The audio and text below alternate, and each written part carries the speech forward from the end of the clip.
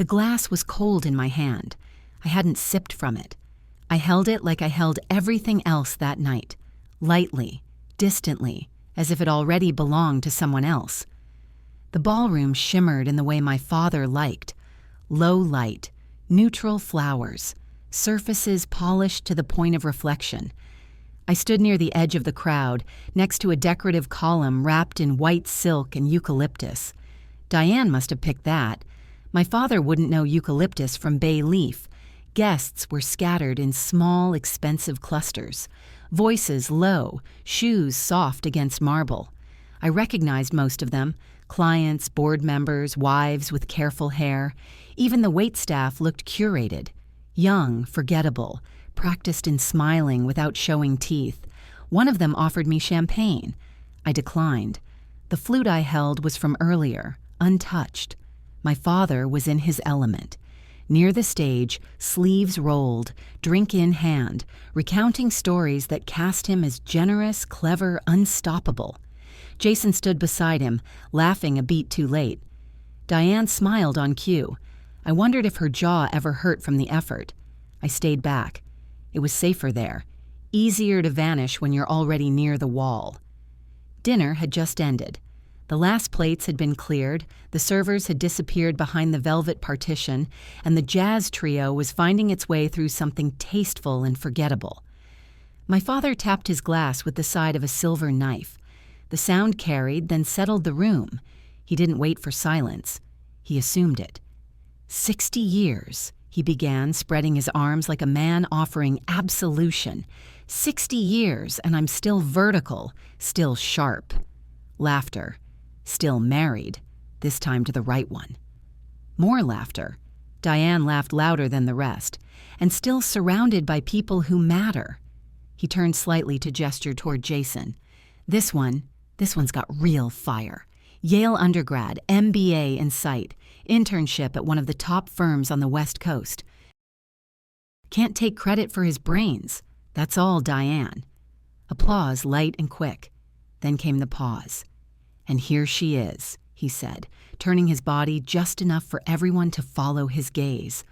Our little star. I didn't move. I didn't blink.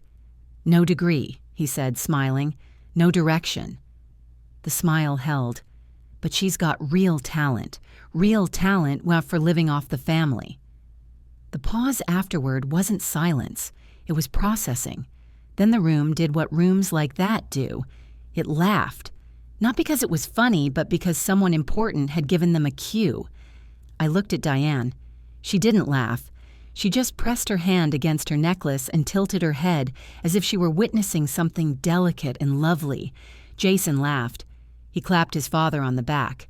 A woman in a green silk dress covered her mouth like the joke had been naughty, not cruel. I stood still.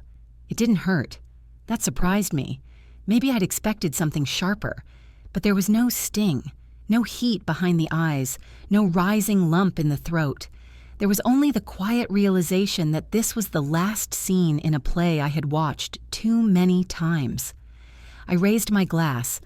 This is the last time you'll ever see me. My voice was clear, not cold, just final. The laughter died in pieces.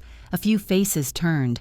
One woman, a former friend of my mother's, reached out halfway before thinking better of it.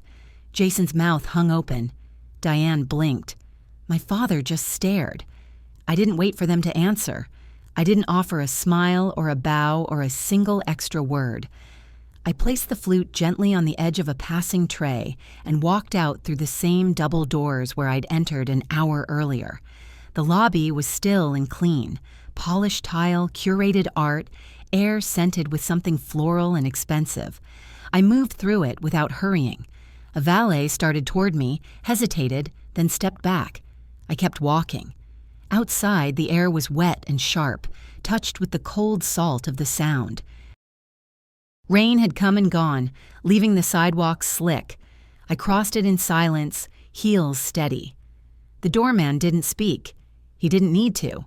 I wasn't the first woman to leave that building alone. My rental car was parked on the upper level. I hadn't told anyone I was staying overnight. No one had asked. That was the thing about my family. They knew how to host you without seeing you, how to feed you without asking what you needed. I reached the car, opened the door, and sat. Not to drive, not yet. I just sat, hands in my lap, back straight. The quiet inside the vehicle wrapped around me like fabric. Outside, headlights swept past. Somewhere behind me, laughter spilled from the main entrance again. I didn't turn to look. My phone buzzed. A text from an unknown number. Likely Jason. Likely Diane. Likely someone trying to explain, to reframe, to soften what had been said. I powered the phone off and placed it face down in the center console. Then I started the engine. The drive to the hotel was short. 10 minutes through light traffic, past office buildings and galleries that had all closed for the night. I didn't play music. I didn't rehearse what I'd said. I didn't replay it. There was no need. It was already over. At the hotel, I checked in under the name I'd used for the past 6 years, Dr. Avery Clark. No one blinked. No one asked for more. That, too, was a relief. The room was small but clean. A single window faced an alley. I didn't open the curtains. I unzipped the garment bag I'd stashed earlier, changed into dark jeans and a plain sweater, folded the dress into the bag without ceremony, and placed it at the back of the closet. Then I sat on the bed, removed the pins from my hair, and stared at my hands. Not shaking, not clenched, just still. When I was a child, I used to believe silence meant safety. That if I didn't cry, didn't argue, didn't ask, I could avoid the sharpness of rejection. But silence had only ever delayed it. Delayed it long enough to become familiar. Tonight, something else had arrived. Not rejection, not even disappointment. Release. I pulled out the envelope I'd prepared before flying in. Already sealed, addressed, stamped. I'd written it 3 weeks earlier, before I'd even received the invitation. I'd known then what I know now. I placed the envelope beside my purse on the nightstand. I'd drop it at the front desk in the morning. Let it find its way home like all quiet truths do. Eventually. Outside, a siren passed. Distant. Unhurried. I lay down on the bed fully dressed, arms by my sides, eyes open to the ceiling. I didn't cry, I didn't smile, I didn't think about what came next. I had already left. I don't remember the first time Diane spoke to me. I remember the sound of her shoes, low heels, soft soles, polished without flash, the kind that carried a person into a room before they'd said anything. She wore cream sweaters in summer and navy in winter. Her earrings were always small, her nails always the same pale pink. She smelled like pressed linen and something faintly botanical. She moved through our house like she already belonged in it. The first time she came for dinner, the table was set with the good dishes. My mother's. I said nothing. I watched as Diane touched the rim of her glass with one finger and told my father she was sorry for his loss. She said it warmly with just enough distance to avoid emotion. Then she asked how long it had been. 10 months, he said. Almost 11. She smiled gently. That's a long time to be alone. I was 15. I sat straight, hands folded under the table, and didn't speak. That was expected. By the end of the evening, she had offered to help organize the kitchen. By the end of the month, she had moved a few things to make more sense. By spring, she was living there. My mother's coats were packed away in boxes and stored in the garage, her scarves missing, her perfume bottle gone from the dresser. I didn't fight it, not because I was weak, because it wouldn't have mattered. Diane never raised her voice. She didn't tell me what to do. She just rearranged things, and by the time I noticed, they had already changed. She believed in neutral tones, tidy spaces, clear surfaces. She believed in wine with dinner and quiet during the evening news.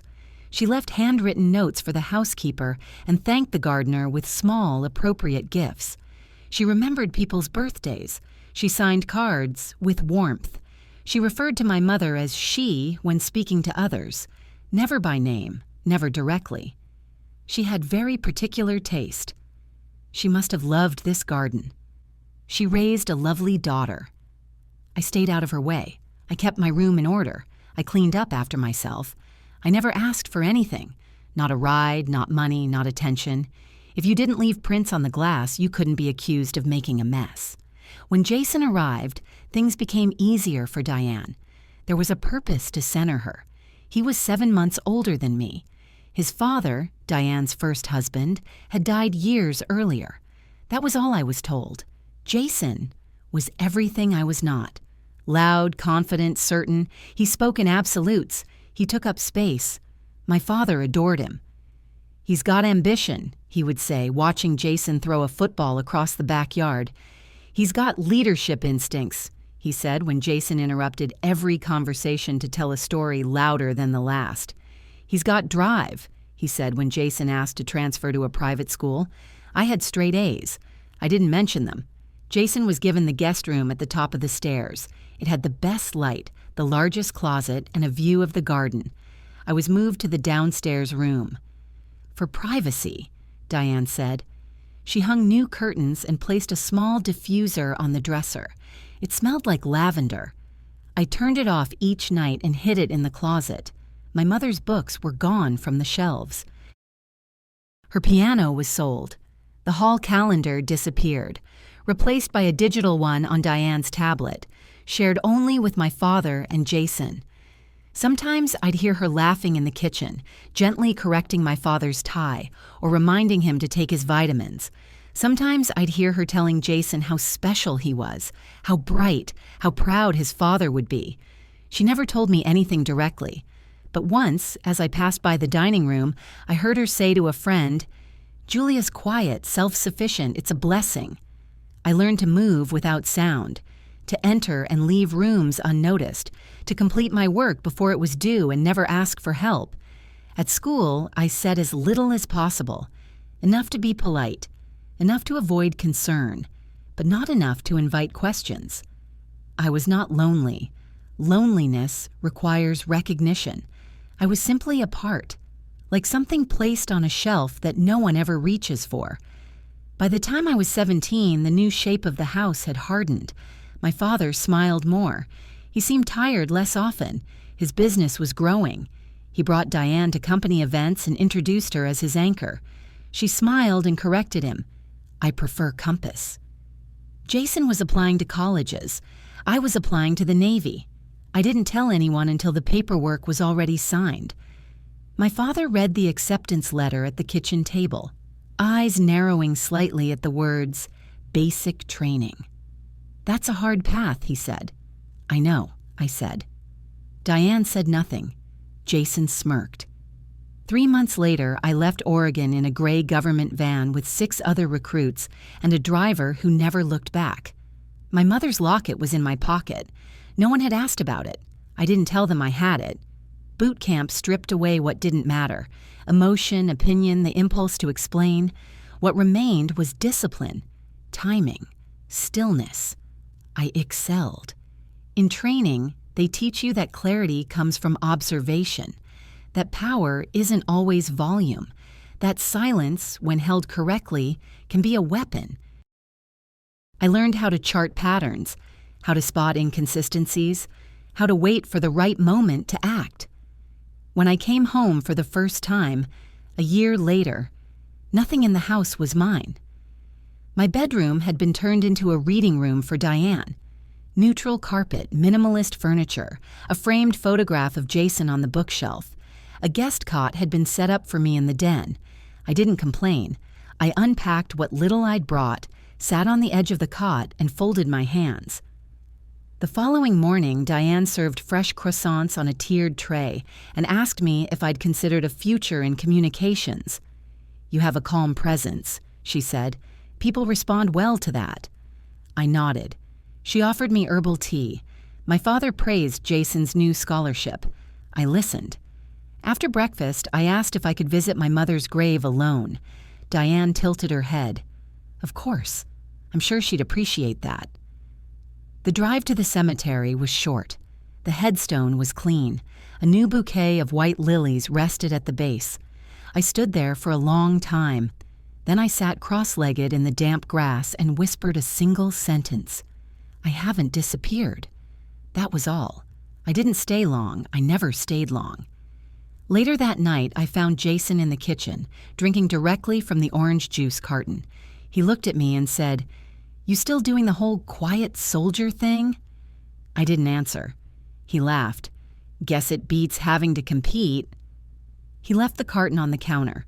I wiped the edge, resealed it, and returned it to the fridge. That was the rhythm of things for the next year. Short visits, shallow conversations, long silences. Diane would ask me how the structure suited me.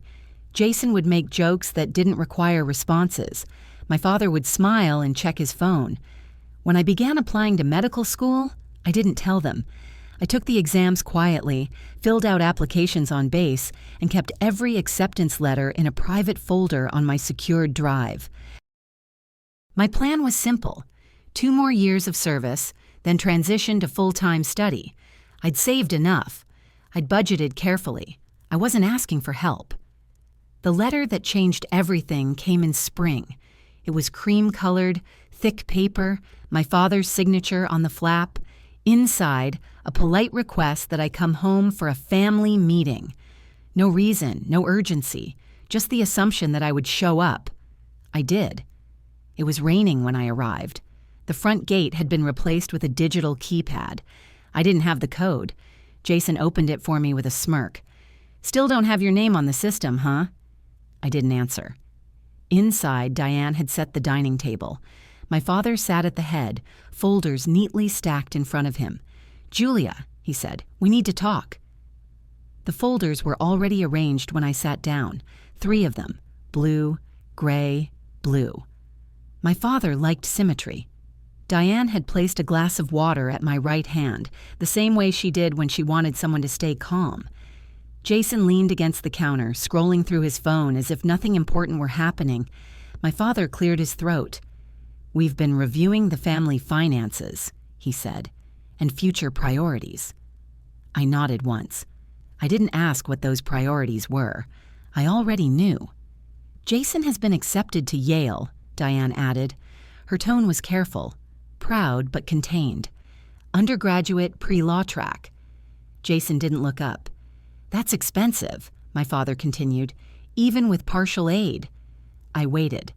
"So we've made a decision," he said, "about how to allocate resources for the next few years." The words were measured, corporate, not personal. "You'll need to pause your education," Diane said. I looked at her then, directly. She didn't flinch. "Pause?" I asked. "Yes," she said, "just temporarily." "For how long?" I asked. She smiled. "That depends." My father folded his hands. "Medical school is a long road, Julia, and uncertain. Jason's path is clear." I said nothing. "You've always been adaptable," Diane added. "Independent." Jason finally looked up. "You can always go back later." I looked at my father. "There's enough money for both," I said. He didn't deny it. "That's not the point," he said. "We have to be practical." "About my future," I said. "About return," he corrected. The room was quiet. Rain tapped against the windows in a steady, patient rhythm. "You'll find a husband," my father said, not unkindly, like he was stating weather. "Why do you need a medical degree?" Something settled then. Not anger, not sadness, recognition. I stood. Diane frowned slightly. "We're not finished." "I am," I said. I went upstairs to the guest room that had once been mine. The closet was half empty. My uniforms hung neatly on one side, the rest filled with coats that weren't mine. I packed without rushing. 2 changes of clothes, my documents, my laptop, the small envelope of cash I kept taped inside a book. $800. At the bottom of my bag, I placed my mother's locket. Downstairs, Diane was explaining something softly to my father. Jason laughed at something on his screen. I didn't say goodbye. The drive south was long and gray. Oregon blurred into Washington, then into open road. I stopped once for gas and black coffee. I didn't check my phone. Denver came later. Flat light, cheap motels, a room with a lock that worked. I waited tables at night. Learned how to smile without inviting conversation. During the day, I worked in a lab cleaning equipment and running samples no one else wanted. I slept in short stretches. I studied online. I paid exam fees one at a time. When I enrolled again, it was under a different name, Avery Clark, not to hide, to separate. Years passed, quietly. I graduated without ceremony from a school no one bragged about. I took work where it was needed, not where it was visible. Clinics, outbreak zones, places where no one asked about family. I became very good. I never contacted them. I didn't need to. Somewhere along the way, the name started to circulate. An article, a citation, a quiet acknowledgement. Anonymous doctor saves dozens during outbreak. I clipped none of it. Then, 8 years after the gala, I received an invitation, a familiar letterhead, a familiar city. My father was hosting another event, and this time he was funding a program named after a doctor he admired, Dr. Clark. I smiled once. Not because it hurt, because it didn't. I didn't plan to attend. I hadn't RSVP'd. I hadn't responded to the forwarded email or the paper invitation that followed, thick with embossing and assumption. But when I saw the program, sent accidentally to an old address still linked to my credentials, I paused. The keynote would be delivered by Harold Bennett, founder, investor, philanthropist. The focus, medical innovation and crisis response. Featured in the program, the Bennett Initiative, a new private grant aimed at supporting fieldwork in rural and underserved areas, named after its first anonymous recipient, Dr. Avery Clark. I read the words 3 times. There was a photo beside the paragraph. My father smiling mid-sentence, confident, casual, unaware. Beneath it, a quote, "We believe in people who act, quiet heroes, doctors who don't wait for cameras. They just do the work." I didn't laugh. I requested a single guest ticket under the name J.A. Clark. No one asked questions. No one recognized the name. I was listed near the bottom of the seating chart, with other minor professionals and silent donors. A safe distance from the podium. The event was in the same hotel where I'd left them years earlier. The decor had changed. The weather had not. A clean, cold rain swept the sidewalk as I stepped out of the cab, my shoes quiet against the stone. The name tag handed to me at the door was spelled correctly. That was new. Inside, the room buzzed with curated light and slow music.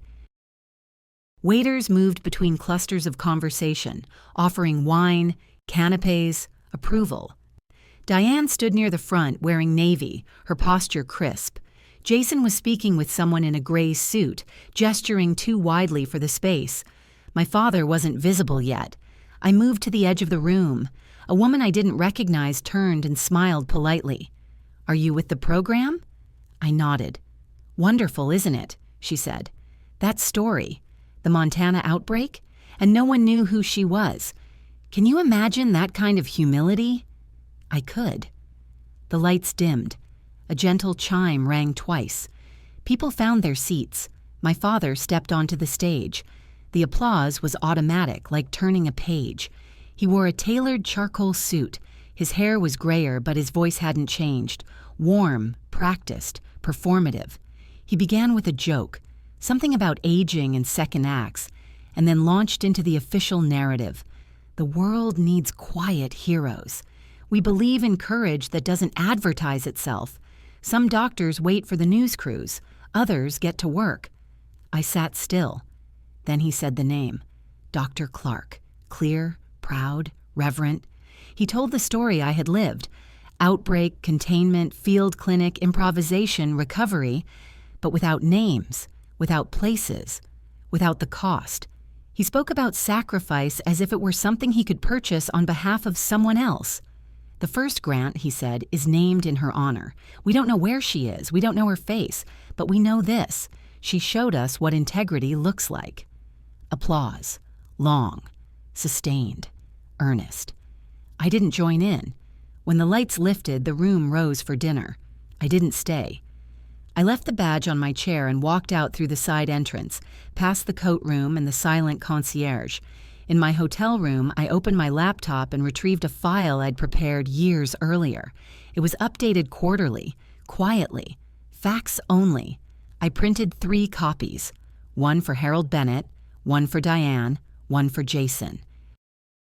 Each envelope contained the same contents: a letter, short, clear, a copy of my diploma, 3 published studies with citation, a scanned copy of my state medical license, a photo of a field tent tagged Clark A. My signature, Dr. Julia Avery Clark. No commentary, no accusation, no request. The envelopes were mailed the next morning by hand from a post office miles away. I paid cash, no return address. 3 days later, my phone rang. I let it ring. When it rang again, I turned the phone off and placed it in a drawer. The fallout took shape quietly like everything else. A reporter called one of the rural clinics I'd consulted for, asked about a doctor who'd worked under a pseudonym, asked about why her real name hadn't come up before. No one confirmed, no one denied. But the story moved anyway. People who had shaken my father's hand began asking questions he couldn't answer. Board members requested clarifications. Donors paused their contributions. Someone filed a Freedom of Information request. It wasn't scandal. It wasn't dramatic. It was erosion. Jason's position at his firm was reevaluated. He resigned 3 weeks later. Diane stepped down from 2 charity boards. My father stopped being quoted. His name appeared less, then not at all. None of it required me. I did not issue a statement. I did not respond to calls. I did not offer explanation. I worked. I reviewed research proposals. I mentored students. Sometimes I consulted under my real name. Other times I signed simply Dr. Clark. I live in Tucson now. The mornings are dry, clean. The sun arrives early and without apology. People wake with it. The city doesn't pretend to be more than it is. That suits me. I rent a small adobe house near the university, 1 bedroom, walled courtyard, white walls that hold the heat at night. There's a lemon tree out back, stunted but stubborn. It produces fruit without flourish. I drive a plain car. I keep my license current in 3 states. I work 4 days a week at a nonprofit clinic and consult for 2 others, 1 tribal, 1 regional. I teach 2 seminars a semester, crisis medicine, field improvisation. Sometimes I'm asked to speak at conferences. I say no more often than I say yes. Most days, I walk to work. The streets here are wide. Palm trees line the medians like watchmen who've stopped caring. Stray cats appear and vanish. On Sundays, someone plays cello from an upstairs window 3 doors down. I've never seen the player. The music's just there. No one here knows who my father is. If they've heard of the Bennett name, it's in relation to a foundation that quietly lost donors, a company that was absorbed, a figure who withdrew from public view. No one asks. That's the gift of real work. It absorbs. It doesn't need stories to justify itself. Last month, I treated a construction worker with heat stroke. He came in disoriented, shivering under the fluorescent lights. I helped lower his core temperature, kept him on IV fluids, watched over him until he stopped shaking. When he could sit up, he looked at me like he was trying to remember how he got there. "Thanks, Doc," he said. Then he asked if the water was still free. It was. I gave him another bottle and walked him to the bus stop. He didn't ask for my name. I don't need him to. At night, I read, mostly nonfiction. Field reports, research summaries, the occasional novel if it's quiet and doesn't ask too much of me. I keep no photographs in the house, no certificates on the walls. My diploma is in a drawer beneath the winter blankets. I keep my name out of articles when I can. When I can't, I let the facts speak. Sometimes former classmates reach out. People who remember me vaguely. They use words like incredible and journey and inspiration. I don't answer those messages. I'm not here to be a story for someone else's benefit. They didn't see the parts without light. The floor I slept on, the shifts I took, the nights I reviewed medical texts by flashlight between waitress shifts. They didn't see the hours I spent holding pressure to a wound or watching a child's fever break at dawn. They see the final paragraph, not the pages that came before. That's fine. I don't need the record corrected. The truth stands. When I think of my family now, There's no weight, no ache, just distance, like looking at a house you once lived in and knowing none of your things are there anymore. Jason moved to Arizona briefly, took a position in Phoenix. I found out through a colleague. I didn't reach out. He didn't either. My father has retired. A quiet announcement in a local journal said he was turning toward private life. The last photo I saw of him was taken at a golf course. His smile looked like it had been added afterward. Diane appears in no recent mentions. Her last public engagement was years ago, a fundraiser for a museum renovation. She wore pale blue and spoke about legacy. I sent them one letter. That was enough. I never heard back. That too was enough. Some people expect revenge to feel like fire, loud, consuming. But what I felt was space. Air returning to a sealed room. It wasn't vengeance, it was relief. I go where I'm needed now. A flood in Flagstaff, a shortage in Marfa, a pop-up vaccination site on the border. I show up, I work, I leave. Sometimes I return, sometimes I don't. I leave no notes, no trail. I take only what I brought. There's a woman at the clinic, Rosa, who brings tamales every Friday. She never forgets the vegetarian ones. She doesn't ask about my past. I don't ask about hers. We understand that some people are shaped by what they walked away from. One afternoon, a volunteer asked if Dr. Clark was my real name. I looked at her steady. "It's the one that matters," I said. She nodded. That was the end of it.